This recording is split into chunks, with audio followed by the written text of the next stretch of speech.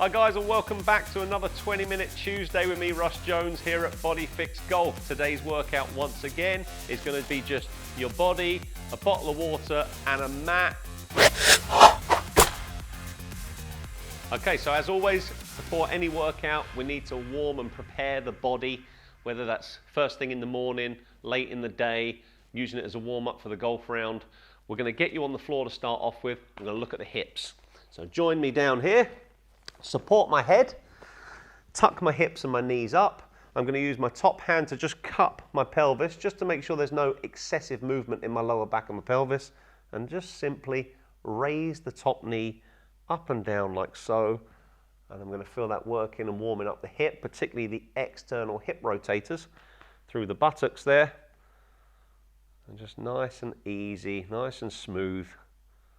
Once I've got a few reps under my belt, I'm going to then separate the feet and the knees and try and work between internal and external rotation. Now this internal position when my foot goes up, that's more important for me as a right-hander in my backswing, turning, the hip internally rotates. And just having both external and internal is just good for health and longevity of golf. The hips are vital for movement and power in the swing and getting you from A to B. So then gently swing the leg forward and back, keeping it flexed at this time. So I've got a bent knee, and I'm just gently swinging back and forth, warming and stretching through the front of the hip here, the hip flexors.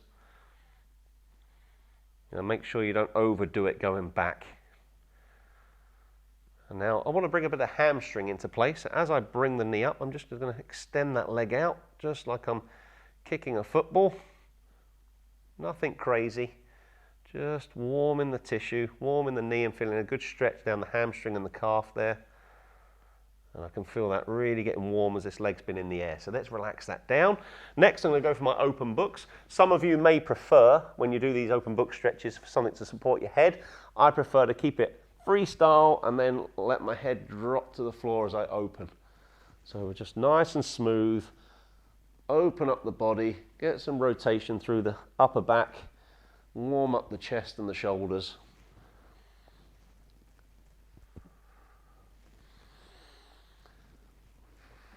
Let's get a couple more of those done.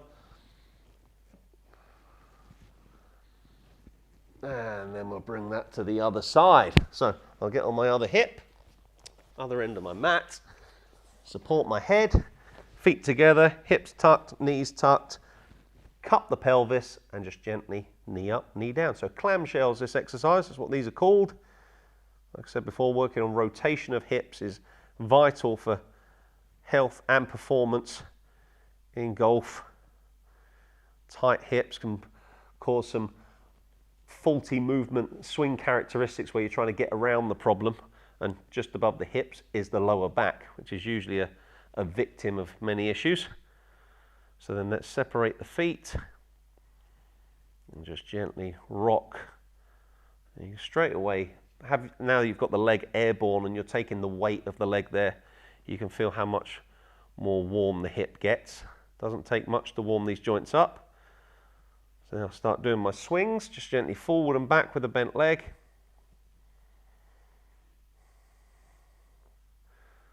And once again, don't get too greedy on the way back. A lot of people suffer with a little bit of tightness from sitting through the front of the hip. If I try and go too much, I'll feel that lower back arch to try and get my foot back, and that's why I'm cupping that pelvis. Add the hamstring in for a few. Gently kick that leg out as I come up. And that's also going to warm my knee for that knee extension pattern. As I kick, I'll get one more of those, and that leg's feeling pretty warm. And then rest the leg, go back into my open books, take my top hand up and over, let the eyes follow, and then come back. Doesn't matter if you don't touch the floor. We are warming up. And now, using your warm up as a little bit of a test is what I like. So I'm watching or feeling how I move right side versus left side, whether it's my upper body or my hips, my lower body.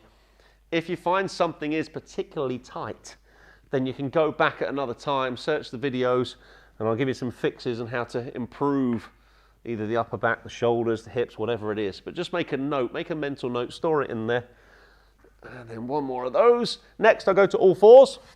Take a bit of weight through my hands. I'm going to bring my left leg out towards you onto my instep, like so. And all I'm going to do from there is just gently sit back and forth. And I'm trying to keep my back in a neutral position-ish. So if you have got someone there to keep an eye on you, it's great, but I'm just trying to keep a feeling that my spine is in a dead straight line and not too rounded, not leant over to the side too much. And what you should be feeling there is through the groin, through the inner thigh, coming down from the pelvis to the knee as I stretch back, like so. And I'll do some of those the other side. So I just take this leg out towards camera and then just gently back and through. So again, we're warming up. Don't worry if it feels tight and feel like you can't move anywhere, but also you probably notice one side is a little bit tighter than the other. I feel a little bit tighter on my right side, if I'm honest, doing that than I did on my left. And that's fine. It's getting better with each repetition as we warm up. Like so. And then I'll just do some big sit backs, widen my knee print, hands together, and I'm just going to sit back, reach those fingers forwards, and then gently come back up again. And I'm going to do 3 of those. Just fold into those hips. Stretch out the lower back and come up, and then one more. Nice big breath. And I'm there. Right, time to get yourself a little sip of water. I've got mine here.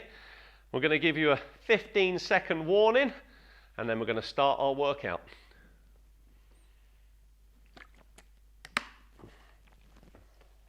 First exercise, going to be bird dogs. We're going to be on hands and knees. So we're going to get going in 3, 2, 1. I'm going to reach opposite arm and leg, and that's all I'm going to do. On this first round, I just want to see if you've got the strength and stability to hold that position. Now, mobility will be how high you can go with this arm without it tilting, same as the back leg lifting up or down. I'm not judging you on how high you go there. I just want to see if you can remove 2 limbs and balance and take that weight. So I'm distributing that through my right hip and my left shoulder, and obviously my core that matches there in between. So just try and hold that position. I've got 10 more seconds. And I've got 5, 4, 3, 2, 1, and I come back. Sit back, give the wrists a little shake. If that does get, I know some people tend to get a little bit achy through the wrists for whatever reason, could be mobility, could be an old injury. You can, if you're on a mat like this, you could go to fists, which will keep that wrist in a nice neutral position. So now I've got to do the other side. Make sure you don't do the same side twice. So back to my all fours print. I'm going to be in 3, 2, 1. This time it's my left arm and my right leg. I'm just going to extend and hold. Whenever I'm doing these exercises in this what we call quadruped position, where we're on hands and knees, I always visualize a glass of drink or a bowl of soup balanced on my lumbar spine there, and if I rotate or shift my weight too much, then it's going to be carnage. I'm going to have drink and soup all over the floor. So try and stay as still as possible. If you've got any lights on, you've got a bit of shadow, always keep an eye on your head and the shadow. Generally, if your head's moving, you know everything else is moving as well. If your head's staying fairly still, you know your spine is under control. And we've got 7, 6, 5, 4, 3, 2, and 1. Next, we've got a standing. So a bit of balance working today. So we've extended that hip. Going to look similar in terms of what we're doing on the hip, but now we've got the foot and the ankle. So this is going to be what we call a single leg deadlift or a single leg hip hinge. So I'm going to stand on one leg, arms out for balance. We're going to get going in 6, 5, 4, 3, 2, and now all I do is gently slide the foot back, lean into my golf posture, and return back up. Tap the foot down. Slide the foot back into golf posture or below. Now, as you get more confident with your balance, I could try and go lower. So I take that non-standing leg further behind me, reach my chest down, almost in a figure skater kind of pose there. Don't know how they managed to do that on ice skates, but there we go. I'm finding it tough, just barefoot on a mat. And just nice and smooth, trying to keep my posture, letting the hinge at the hip allow my torso to come forwards, not just rounding my back and slumping my chest lower to the floor. So we've got 3, 2, 1, and rest there. Now I'm sure you felt a lot of work through the calf, through the foot, and through the hip. Vital there, we're doing that left versus right, so we've got some harmony when we weight transfer in the golf swing. Also good for keeping our hips back. Any of you that tend to early extend and feel like you get a bit stuck through impact. So now I'm going to do the same exercise, this time on my right leg. Once again, make sure you don't do the same side twice. Remember, we want to challenge both sides of the body. 3, 2, 1. So I'm gently lean forwards, slide the foot, give the foot a tap. I will show us on the second round how we can take some of these exercises, well, all of these exercises, the 6 that we're going to go through, and give you a little bit more challenge on round 2. That's if you feel like you're mastering the exercise and you're doing okay and you want a little bit more intensity or more skill challenge. So just keep that little foot tap for the time being. Make sure we've got good form, good posture, and good balance. In 8, 7, 6, 5, 4, 3, 2, and 1. Next, we're going to bring the arms back into play. A bit more mobility on this one. So I'm going to stand in the corner of my mat here, go diagonally across. I'm going to be doing plank walkouts. So I'm going to try to not stand up the whole time. If you need to stand up just for a moment's rest, then by all means do so. But we'll get going here. They're going to start by trying to toe touch and then walk forward into a straight arm plank. In 3, 2, 1, I go down, I walk forwards into my straight arm plank, hold that position for a moment, and then walk back in, rising the hips up, soften the knees if you need to, go to a touch, whether that's shin, ankle or foot, come forwards again, and just walk back and forth. Hold that position, walk back in. Working the shoulder stability to walk me forwards, working on the mobility in the lower body, hamstrings, calves. Hold that position for a moment, nice and long, come back in. Should notice with each rep it's getting easier to bend forwards and just keep on the move. Like I said, if it's getting a little bit taxing on your body or your head, 3, 2, 1, and then come back up slowly. I don't want you shooting up and going lightheaded. Last one in the sequence, you made it to number 6, and it's going to be squats, just standard good old squats. Fundamental human and golf movement we're going on here. Slight flare of toe if you need it. Arms forward for balance. We're going to go in 3, 2, 1, and I just sit down and then gently come back up. So arms forward and sit down and then gently come back up. From side on, looks like I reach forward, try and maintain my posture, hips go back, and like so. Hips go back, and then just loosen up. Remember, this could be first thing in the morning. This could be it's a pretty intense workout for you. If you've not done much exercise, and you're just getting started, then welcome to exercise. And just take it easy and loosen up. Just go as low as you feel comfortable with. Try and keep your heels down. Keep your knees tracking towards center of foot.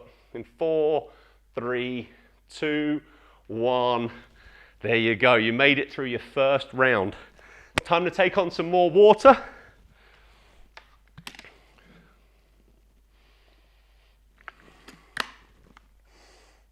So, feel like you've got the heart rate up. Feel like you're working a little bit. You're a little bit warmer. Round 2, everything will feel just that little bit looser. It's just the way it is. It's almost like the first round was an extension of the warm-up. So what I can do is I can give you a little bit of juice, a little bit of spice sprinkled on there, and make these exercises a little bit more difficult. But by all means, if you thought, woo, I got to that 6th station and I was burning and I'm struggling, then why would you make it harder? Just stay as you are, get the second round done, and then maybe in the future, if you want to go back and watch this video again, or if you want to continue seeing me every Tuesday, you'll see variations of the exercise and just improve gradually. Okay? So what we'll do, we'll give you another 15-second warning. I'm going to take another little sip of water, and we'll go back to that first exercise.